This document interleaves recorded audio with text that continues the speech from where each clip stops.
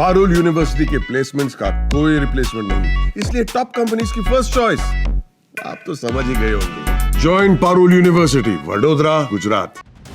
पहले मुस्कान, फिर गोपाली, फिर प्रगति और अब यशस्विनी।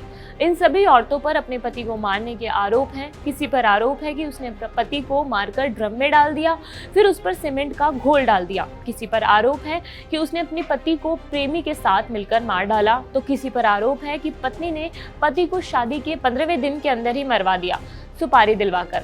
इन सब के बीच अब यशस्विनी का नाम सामने आया है। यशस्विनी पर आरोप है कि उसने अपनी मां के साथ मिलकर अपने पति की हत्या कर दी। यह घटना बेंगलुरु की है। यहाँ 37 साल के रियल एस्टेट कारोबारी की 2 दिन पहले हत्या कर दी गई थी। हत्या के 2 दिन बाद पुलिस ने सोमवार को उसकी 19 साल की पत्नी और उसकी मां को कथित तौर पर अपराध करने के आरोप में गिरफ्तार किया है।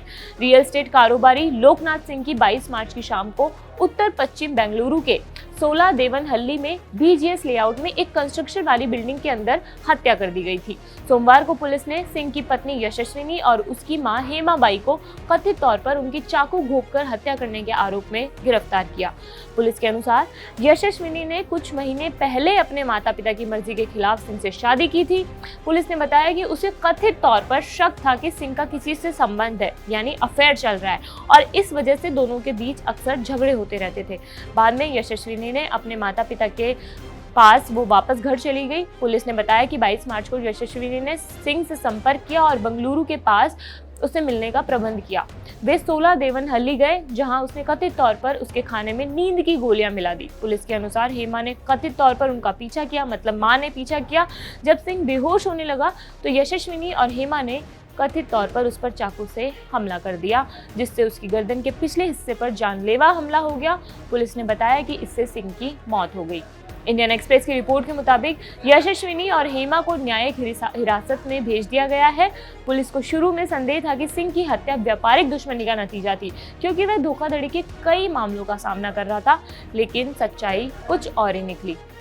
जाते जाते आपको यूपी के औरैया की भी खबर देते जाते हैं। यहाँ प्रेमी के साथ मिलकर महिला ने शादी के 15वें दिन कथित तौर पर पति की हत्या करवा दी। बताया जा रहा है कि 2 लाख रुपए में बात तय हुई थी, जिसमें 1 लाख रुपए एडवांस मिलने के बाद सुपारी किलर ने महिला के पति को गोली मारकर उसकी हत्या कर दी। 19 मार्च को हुए हत्याकांड के हत्यारोपित महिला व उसके प्रेमी को पुलिस ने सोमवार को गिरफ्तार कर कोर्ट में पेश किया, जहां से तीनों को इटावा जेल भेजा गया है। इस मामले में ACP अभिजीत R शंकर ने बताया है कि मैनपुरी के भोगांव निवासी दिलीप 19 मार्च को कन्नौज में हाइड्रा लेकर काम करने गया था। वापस आते वक्त औरैया के बेला क्षेत्र में पटना नहर के पास बाइक सवार 3 युवक मिले और दिलीप को काम दिखाने के करीब 8 किलोमीटर दूर के बाहर पलिया गांव लेकर गए। वहां धारदार हथियार से हमला करने के बाद दिलीप के सिर में गोली मार दी। 20 मार्च की रात मेडिकल कॉलेज में इलाज के दौरान दिलीप ने दम तोड़ दिया।